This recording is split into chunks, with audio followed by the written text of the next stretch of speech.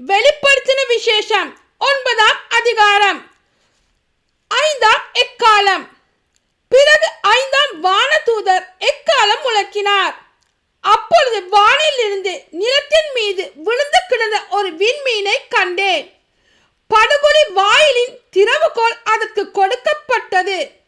அது படுகொலியின் வாயிலை திறக்கவே பெரும் சூளையிலிருந்து புகை எழுவது போல் அக்குழியிலிருந்து புகை கிளம்பியது. அப்புகையால் கதிரவனும் வான்வெளியும் இருண்டு போயின. புகையில் இருந்து வெட்டுக்கிளிகள் கிளம்பி நிலத்துக்கு வந்தன.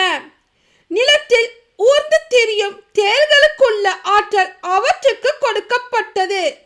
நிலத்தில் புட்பூண்டுகளுக்கோ மரங்களுக்கோ தீங்கு இழைக்காமல் தங்கள் நெற்றியில் கடவுளின் முத்திரை இல்லாதவர்களுக்கு மட்டும் தீங்கு செய்யுமாறு அவற்றுக்கு கட்டளையிடப்பட்டது.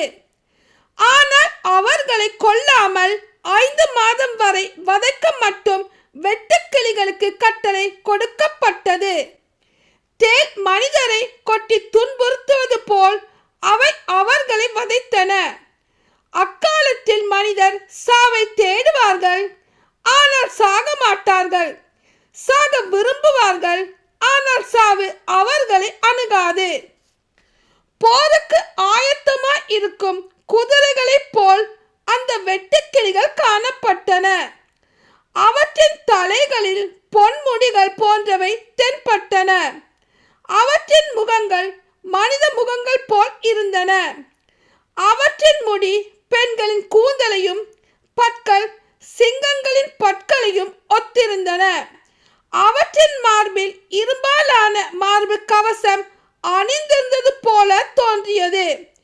சிறகுகளின் இரைச்சல் போருக்கு விரையும் தேர்ப்படின் இரைச்சல் போன்று இருந்தது. தேள்களைப் போல் அவை வாளும் கொடுக்கும் கொண்டிருந்தது. 5 மாதம் மனிதருக்கு தீங்கு இழைக்கும் ஆற்றல் அவற்றின் வாள்களில் இருந்தது. படுகொலியின் வானதூதரே அவற்றுக்கு அரசன். அவருக்கு எபிரேய மொழியில் அப்பத்தோன் என்றும் கிரேக்க மொழியில் அப்பொல்லியோன் என்றும் பெயர். முதலாவது கேடு கடந்து விட்டது. இதோ இன்னும் 2 கேடுகள் வரவிருக்கின்றன. 6ஆம் எக்காலம். பிறகு 6ஆம் வானதூதர் எக்காலம் முழக்கினார். அப்பொழுது கடவுள் திருமுன் இருந்த பொன் பலிபீடத்தின் 4 கொம்புகளில் இருந்தும் எழுந்த ஒரு குரலை கேட்டேன். அக்குரல் அந்த வானதூதரிடம், பூப்பிரதீசு பேராற்றின் அருகில் கட்டப்பட்டு கிடக்கும் வானதூதர் 4வரையும் அவிழ்த்து விடு என்றது. அவ்வாறே மனிதருள் 3இல் ஒரு பகுதியினரை கொல்லும்படி குறிக்கப்பட்டிருந்த ஆண்டு, மாதம், நாள், மணிக்காக ஆயத்தமாய் இருந்த அந்த 4 வான தூதர்களும் அவிழ்த்து விடப்பட்டார்கள். குதிரைப்படையின் எண்ணிக்கையை சொல்ல கேட்டேன். அது 20 கோடி. நான் கண்ட காட்சியில் குதிரைகளையும் அவற்றின் மேல் ஏறி இருந்தவர்களையும் கண்டேன். அவர்கள் நெருப்பு, பதுமராகம், கந்தகம் ஆகியவற்றின் நிறங்களை கொண்ட மார்பு கவசங்களை அணிந்திருந்தார்கள். அக்குதிரைகளின் தலைகள் சிங்கங்களின் தலைகள் போன்று இருந்தன. அவற்றின் வாயிலிருந்து நெருப்பும் புகையும் கந்தகமும் வெளிவந்தன.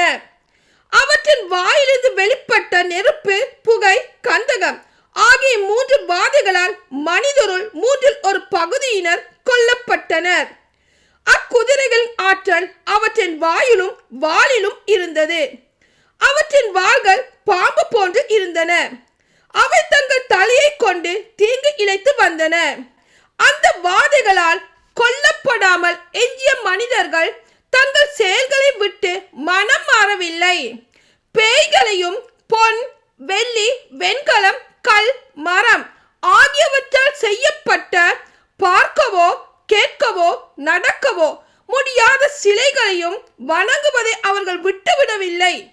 தாங்கள் செய்து வந்த கொலை, பில்லி சூனியம், பரத்தமை, களவு ஆகியவற்றை விட்டு அவர்கள் மனம் மாறவில்லை.